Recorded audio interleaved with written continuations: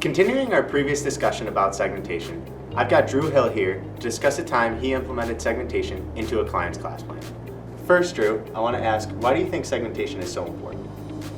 I think segmentation is an imperative for anybody who's in the insurance business because pricing is so sensitive regardless of what market you're in. So if you are not utilizing variables or certain profiles in your pricing that the rest of the marketplace is, you leave yourself susceptible to things like adverse selection, or you may be attracting profiles of business that you may not be interested in writing as much as others. Drew, you just told me why segmentation was so important. Can you tell me about a time that you implemented segmentation into a client's class plan? Yeah, I would say a lot of what we've done a lot of is territory revisions. So that can be across both personal and commercial lines. It can utilize third-party or vendor data, or it can utilize internal data. So from those perspectives, geography is just a very powerful element of a rating plan, and is also highly correlated with many risk attributes or profiles. So it's key to really have that level of pricing as sophisticated as it can be. Yep.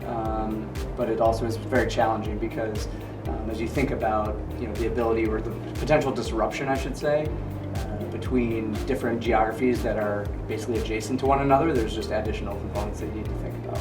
Yeah, and would you say that that was your biggest issue when implementing territory changes, was the difference between the two territories that were adjacent to one another? Yeah, I would say smoothing is one, right? So basically the concept of just having your factors be a consistent progression between,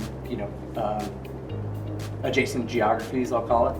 And then the other is really just around, from a regulatory perspective, having enough credibility within a particular territory. So that's also where a lot of times third-party vendor data will really help with that as well, because unless you have a significant amount of scale, you typically don't have enough experience to actually justify as many or as granular of territories as you might want.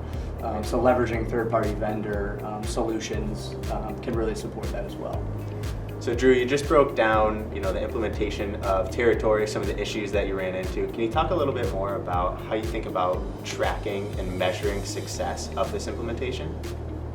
Yeah, definitely. So, setting expectations is always important for any change that you make. So I would say from a territory perspective, it's all about how you basically identify your newly defined territories and measure, create expectations based on what pricing changes or other adjustments are occurring, so that you set a standard going into that change to monitor. And then when you're monitoring that, you can obviously monitor that by certain territories.